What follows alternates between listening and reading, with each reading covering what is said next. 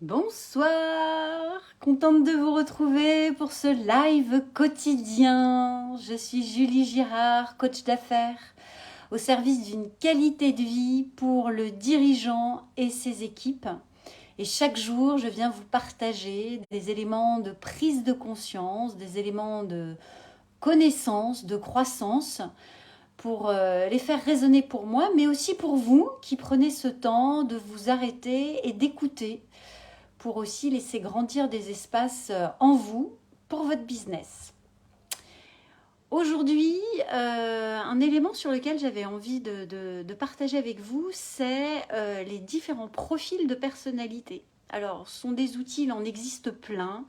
L'énéagramme, la processcom, le disque, et il y a deux outils que j'utilise régulièrement en entreprise. Le premier que je trouve très simple et assez pratico-pratique, qui est le disque ou les 4 couleurs, donc rouge, jaune, vert et bleu, qui donnent des teintes comportementales de l'individu avec un profil dominant, un profil dit naturel, comment je suis naturellement en mode vacances, et un profil dit adapté, comment je suis quand je suis sous contrainte. Et ce que je trouve intéressant dans cette grille de lecture-là, c'est que, en tous les cas, ma manière de le regarder, c'est de le regarder comme un indicateur de comportement de là où j'en suis aujourd'hui, et non pas comme une identité dans laquelle le dirigeant ou l'entrepreneur pourrait s'enfermer. Et la première fois que j'ai découvert ces outils, donc moi j'ai démarré par l'énéagramme, ensuite j'ai fait la processcom et finalement je me suis pas mal arrêtée avec le disque. Ça m'a vraiment aidé à mieux décrypter certains de mes comportements et certaines de mes frustrations. En toute transparence, moi je suis un profil dit orange, c'est-à-dire que j'ai 98% de rouge et 98% de jaune en profil naturel. Donc comme le disait Alain Philippe, mon formateur, ça doit dépoter à la maison. C'est clair, c'est pas toujours de tout repos. Et, et après, au niveau professionnel, j'ai le rouge qui reste très présent avec le jaune. Donc concrètement, ça veut dire que je suis quelqu'un dans l'énergie, quelqu'un de dynamique, quelqu'un qui aime l'action, qui aime les résultats, mais ça veut aussi dire que je suis quelqu'un qui me met vite en colère, qui suis impatiente, qui ait du mal à patienter ou à attendre les choses. Je suis quelqu'un aussi avec le profil un peu jaune, d'assez créatif, d'assez pop-up, voilà, ça peut sortir comme ça. Il y a des fois, j'ai trop d'idées. Même moi, il y a des fois, je me dis stop, là, ça va trop, c'est trop. Mais c'est comme ça, ça vient tout le temps, en permanence. Et c'est des éléments qui sont importants pour moi, la créativité. Quand je travaille avec des clients, à chaque fois, j'essaye de personnaliser, d'adapter, de créer à chaque fois des choses différentes pour chacun de mes clients. Et ça, finalement, ça me nourrit aussi et ça me donne des éléments. Le fait de connaître mes profils, ça me donne aussi des éléments dans, là aussi, mes côtés un peu obscurs. Parce que ce qui est intéressant, c'est de connaître ses forces, mais c'est de connaître aussi ses côtés fragiles. Et le rouge a souvent peur d'être abusé, que l'on profite de lui. Et il a un besoin d'importance et du coup de se sentir important, mais dans l'importance aussi, c'est de tout contrôler ou maîtriser à sa manière. Et le jaune, sa faille, c'est le besoin d'être aimé.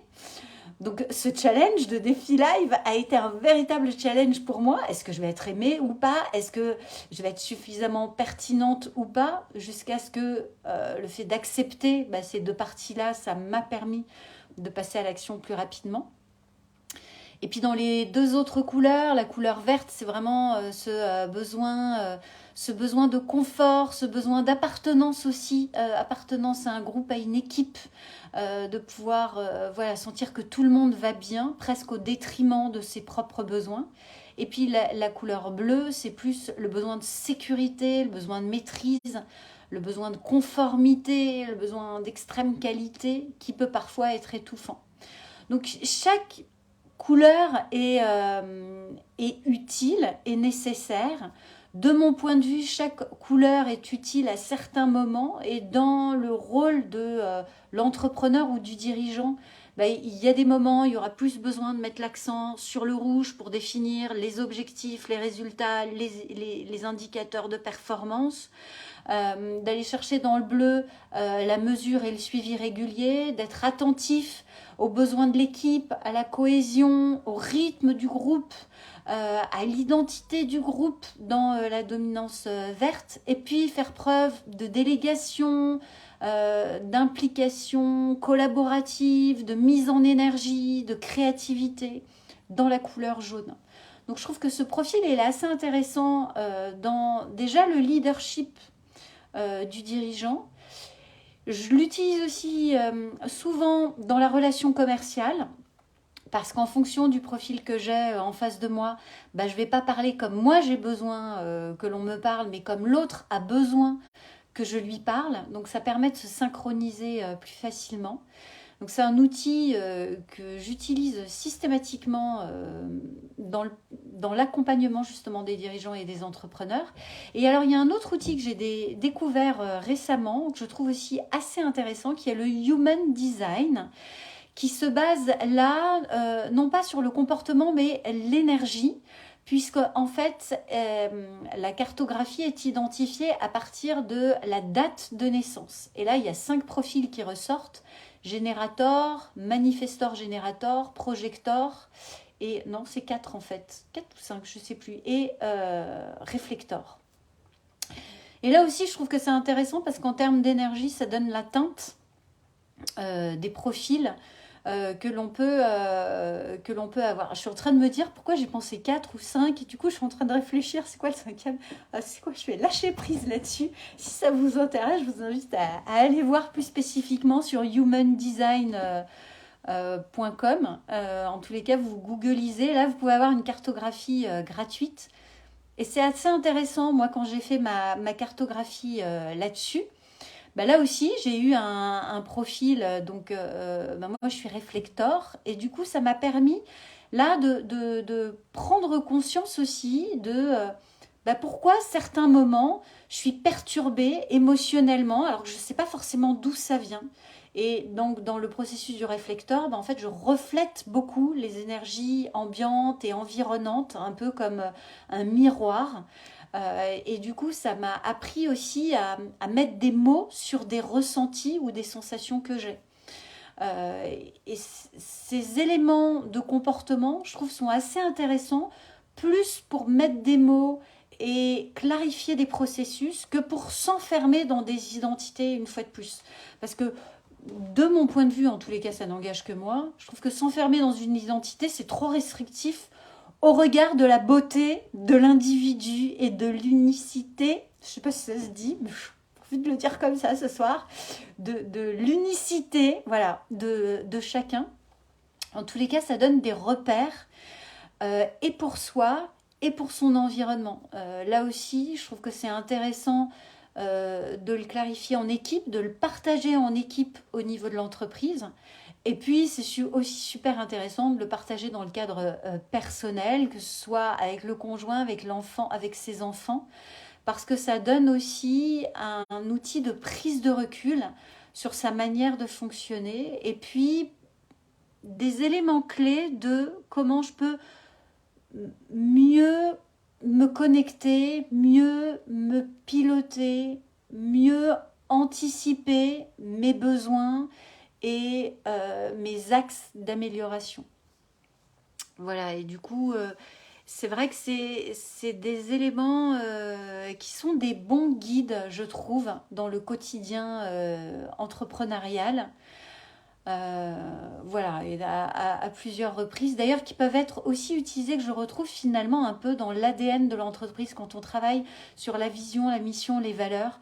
Bien souvent, ce sont des éléments, les valeurs en tous les cas, sont bien souvent le reflet du dirigeant à travers son profil. On va retrouver justement des valeurs qui sont en phase avec son profil. Et c'est pas déconnant puisque finalement c'est l'ADN de l'entreprise, qui bien sûr est alimenté par un ensemble d'équipes qui tournent autour, mais il y a quand même un ADN commun qui fait que le dirigeant va magnétiser aussi des personnes qui vont vibrer sur les mêmes valeurs. Mais les valeurs, c'est un autre sujet sur lequel je reviendrai certainement parce que c'est un sujet qui me tient très à cœur aussi dans le pilotage de l'entreprise. Voilà, je ne sais pas comment ça résonne pour vous, cette notion de profil de comportement, de type d'énergie. Si vous ne connaissez pas, je vous invite à aller explorer ça. Je trouve que ça donne des éléments vraiment concrets, pragmatiques, qui mettent des mots sur des ressentis et qui donnent des indicateurs de pilotage. Peut-être que vous-même, vous en utilisez. D'ailleurs, je serais curieuse de connaître ceux que vous connaissez, que vous pratiquez, que vous utilisez. Si vous avez envie de partager ces éléments, je me ferai une joie d'échanger avec vous là-dessus.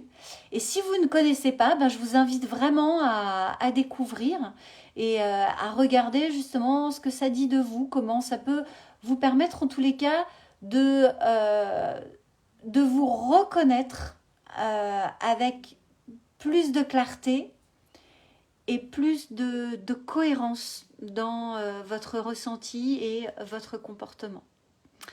Grand merci, je vois que ce soir, il n'y a personne de connecté. Grand merci à vous pour ce temps que vous prenez d'écouter, de laisser vibrer à l'intérieur de vous. Et puis, j'espère de créer des espaces pour vous permettre là aussi d'avancer avec plus d'alignement et de légèreté dans votre quotidien d'entrepreneur et de dirigeant. Je vous souhaite une magnifique soirée et je vous dis à demain. Bye bye.